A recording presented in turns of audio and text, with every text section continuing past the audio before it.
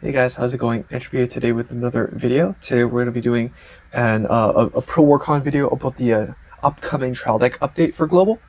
And if you were from JP, then you already know what's in it. But I will also be discussing, if it's valuable to get them.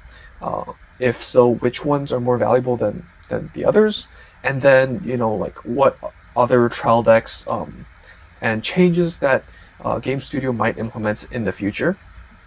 Before I begin, I just want to really thank everybody here who's watching this video. Thank you people who do interact with me in the comment section, do like the videos, enjoy it, find something out, get something out of it, and people who subscribe. It might mean nothing to you, but it means everything to me, and I really appreciate everyone's support. So I guess without further ado, let's begin.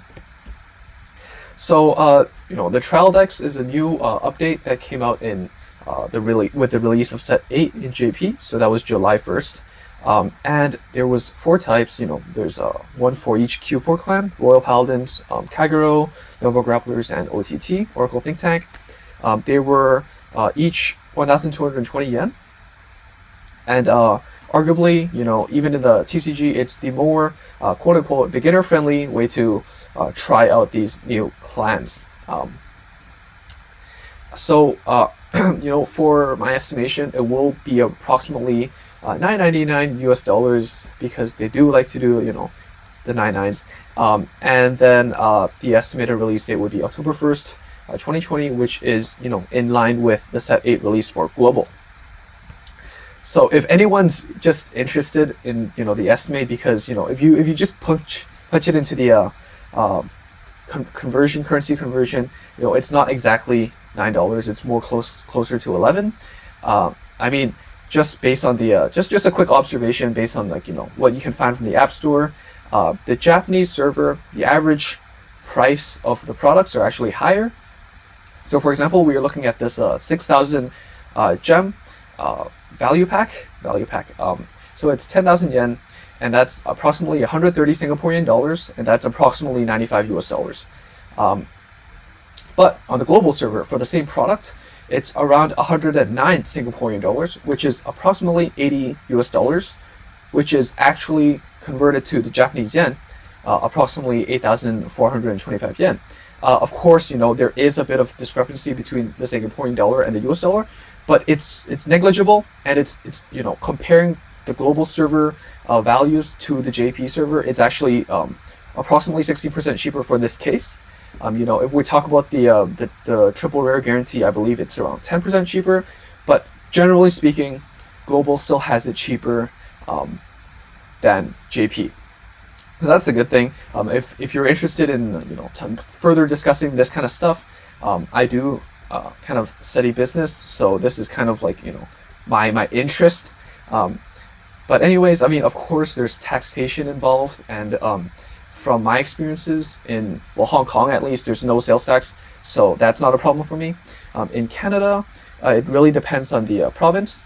So I'm sure in US it depends on the state. Singapore, it depends on where you're from.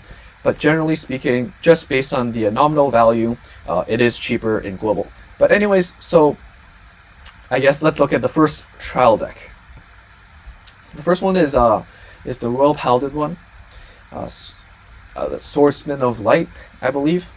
And on the left we have the actual list. So it gives you, I think the most notable cards are the 1 Sentinel, Assault, the 1 Blaster Blade, and the 1 Ganslot. And this deck is honestly one of the best ones out of the 4. We all know how important a PG is. It's literally one of your 2 guarding options, 1 having grade 2s and 2 having PGs, right? Blaster Blade is a core card in Royal Paladins. Ganslot is a great card. People always scream nerf Ganslot, and that's just because of how great it is searching for a retire tool in a deck that really doesn't really I don't even know why Royal Paladins have such great toolboxing skills. But anyways, and you also get Barkle SP version. Comparing this to meta deck, what's meta viable, right? Obviously you can't really ignore MOB. And MLB, you know, if you get 4 of the trial decks, you have 4 assaults, that's your PGs. You have 4 blaster blades, you know, that's half of the combo pieces for MLB, and you have 4 GAN slots that make your deck more consistent. The trial deck also gives you, you know, Alfred early, which is playable, not optimal in my opinion, but it is viable in the list. And then all you're missing is basically, you know, 4 Majesty Lord Blasters, right? And then the 4 Blaster Darks, I guess. But with 4 Majesty and 4 Blaster Darks, and then 4 of the trial decks, you basically have the core of MLB, and that's a solid tier 2 deck, even moving forward into the future. So definitely one of the trial decks to look out for if you are interested in trying out the game and do want to play something that's more meta viable in the long term. Next is the Dragonic Overlord one. So the Kagero one includes, you know, the same thing. 1 Perfect Guard, Sentinel, Vanguard Bari, and then 1 Counterblast to retire 1 grade 2. So this is a Berserk Dragon, and then 1 Dragonic Overlord. So this one is also pretty good. It's not as good as the first one in my opinion, because, well, Berserk Dragon has less utility than Blaster Blade, and you don't really get an Alfred early, you know, alternative grade 3 in this deck. But what it has is that, well, you know, you need your PGs anyways. Berserk Dragon is amazing, and, you know, there's Tejas, and then there's, you know, Dragonic Overlord, which you need 4 of in, you know, the meta viable deck, Dragonic Overlord at the end. But yeah, I mean, in this list, you don't play Berserk Dragon, according to game width. But, you know, like, you could get rid of the Tejas for Berserk Dragon. You can get rid of the bird 9+3s. Put Berserk Dragon. I personally prefer the Berserk Dragon over the 9+3. But I mean, like, this trial deck, you can see is, if you get 4 of it, it's basically the core of the end, and all you really need is 4 copies of the end, right? So in terms of free to play value, if you put the time to get your crafting materials, and the only thing you can purchase is trial decks, then this is honestly the one I would recommend. Next is the Oracle Think Tank one, trial deck number 3. So this one is, in my opinion, the less valuable one, because you know, all the decks give you 1 valuable grade 1, 1 valuable grade 3 boss, but this one doesn't really give you a valuable grade 2. Yes, it still has Counterblast to draw 1, but that has less, you know, value in terms of in-game value than, you know, a Counterblast to retire 1. In addition, you know, those cards perform well in the clan, and OTT already has so many cheap draw skills that, you know, the Counterblast to draw 1 isn't really that valuable. In addition, you know, Coco is a great card. I really enjoy playing Coco, but unfortunately, Coco isn't the most meta viable. The most meta viable, even to this day, is Tsukiyomi, and you know, it's been released in set 4, and it's still played up to, you know, up to now in JP, you know, set 9, and it's still the more consistent one. It does require more thinking and less, you know, beginner friendly, I suppose, which is why I guess Game Studio decided to go with Coco.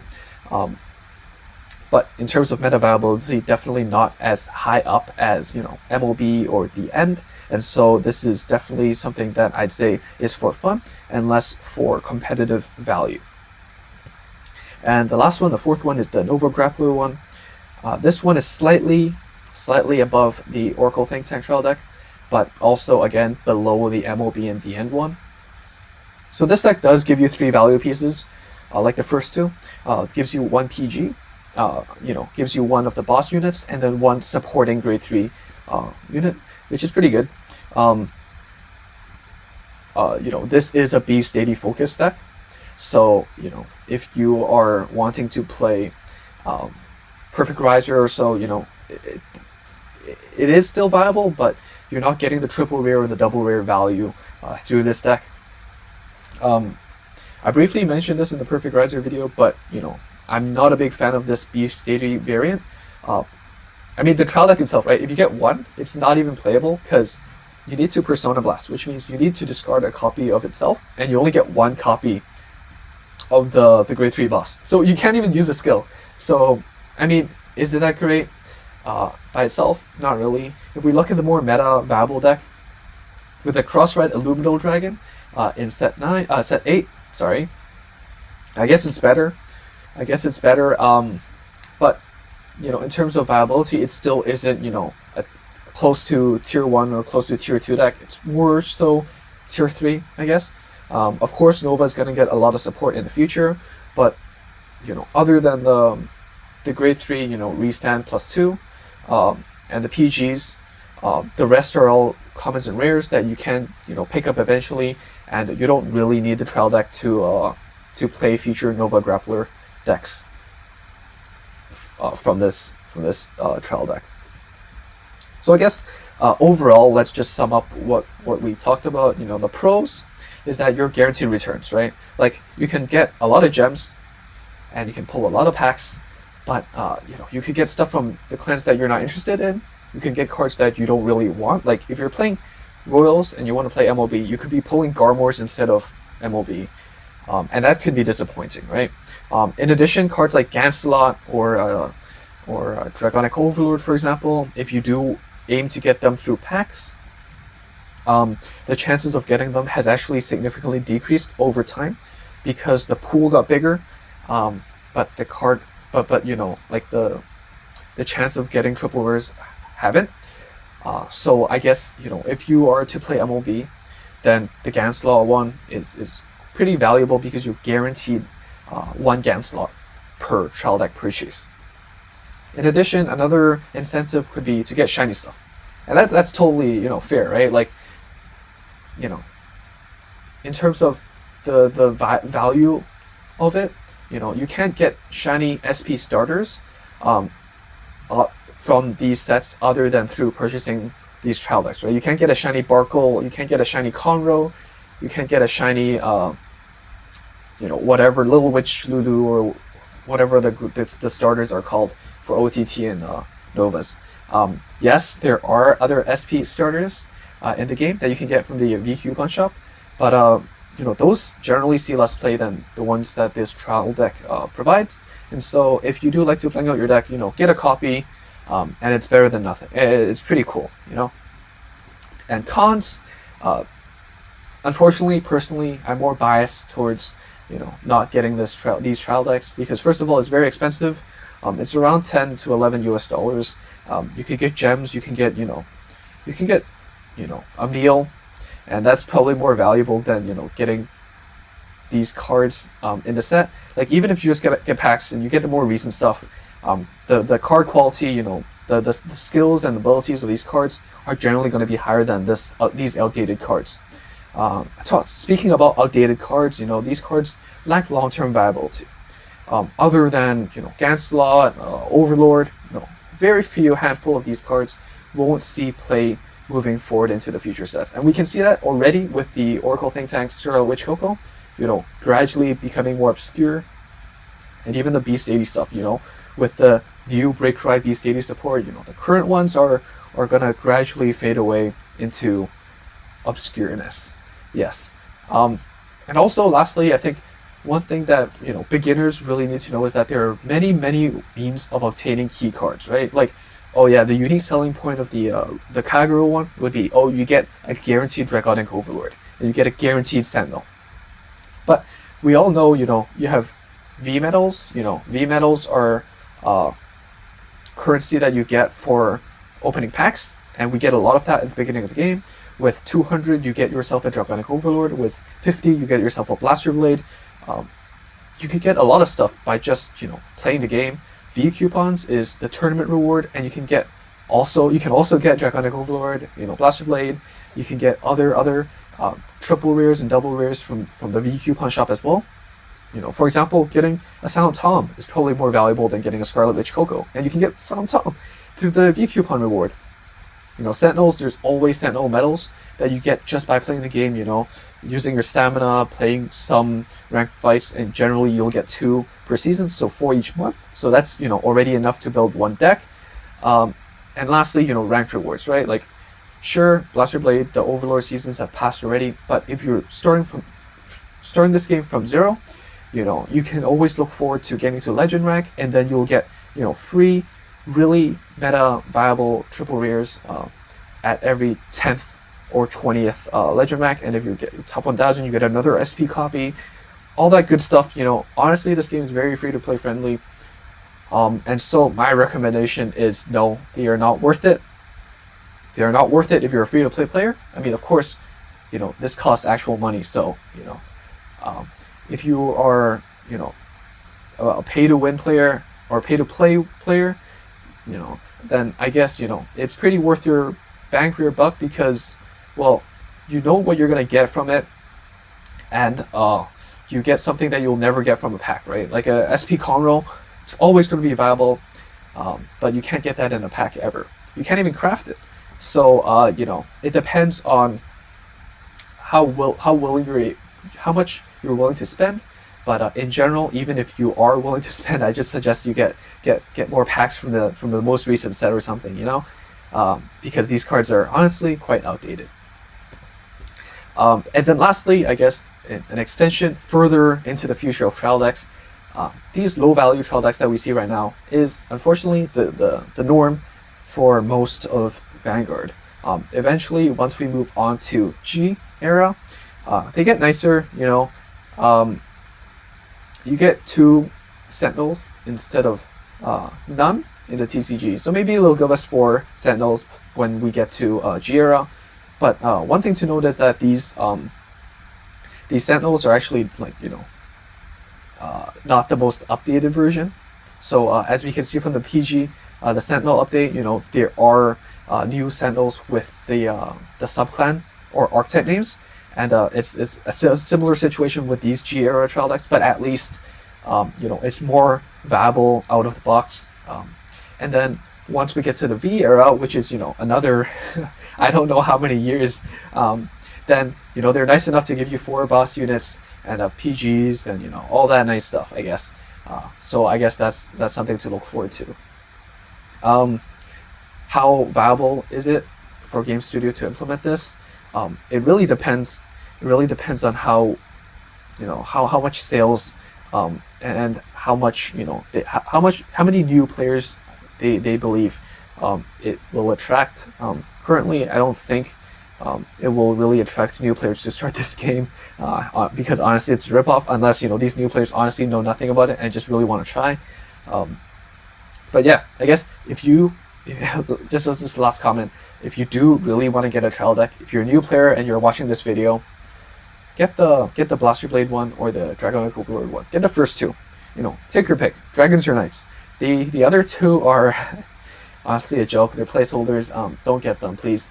But yeah, that's just my opinion. But think about it as well, right? So I guess that's it for this video. Thank you so much. I hope you enjoyed. If you do enjoy my videos and want to keep up to date, do subscribe. It's really easy. Again, it's just a clickable button for you, but it means a lot to me. Do like the video if you do like the video, dislike the video if you dislike the video. It tells me if you like the video, then I'll keep making videos like this. If you don't like the video, then I'll stop and I'll try doing something else. And comments if you have any feedback, any ideas you want me to do. I will be trying to do some weekly or semi-weekly rank fight videos.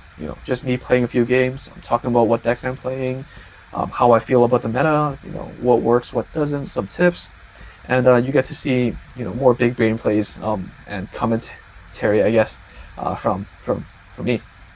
All right, I guess that's it for today. It's a pretty long video, but I hope you're looking forward to the trial deck update. And if you're from JP, then tell me what you think about the trial decks. Because it's already implemented. Did you get one yourself? Do you think it's worth it? Let me know down below, and I'll see you guys next time. Bye.